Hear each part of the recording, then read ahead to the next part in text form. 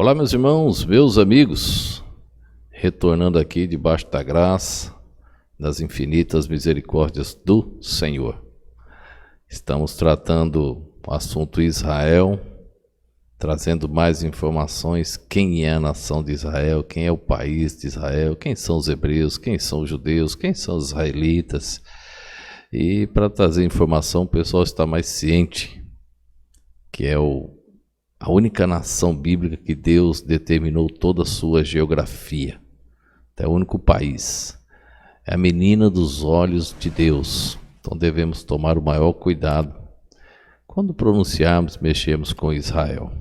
Agora, para explicar Israel, tratamos já sobre muita coisa. Se você está acompanhando, assistindo aí, já são muitas mensagens. Mas falando sobre Israel, nós chegamos agora nos palestinos. Quem são os palestinos? Para entender os palestinos, precisamos entender quem são os filisteus. E aí nós mencionamos nas duas últimas, a raiz da palavra filisteu, filistim, é a mesma raiz de palestino.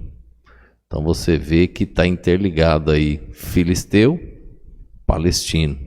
E quem eram os filisteus? Arquirrival de Israel, inimigos da nação de Israel, sempre tentaram destruir o povo de Deus. Hoje eu quero mencionar a primeira vez que aparece o vocábulo filisteu na Bíblia. Nós encontramos aqui no slide, hoje coloquei um slide só, o versículo de Gênesis capítulo 10, verso 14.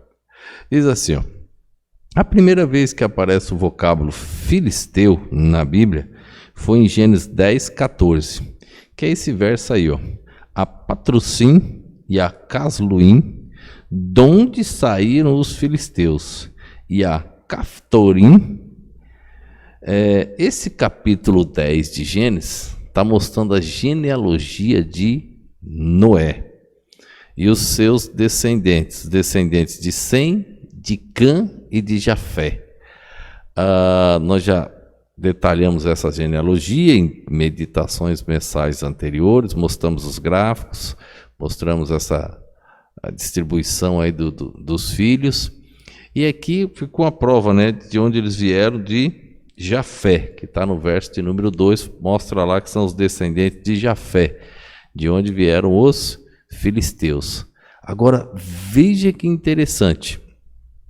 O texto está falando da genealogia de Noé, os descendentes, os netos, os bisnetos, tataranetos, mas aí ele fala de Sem, Cã e Jafé, os 3 filhos de Noé.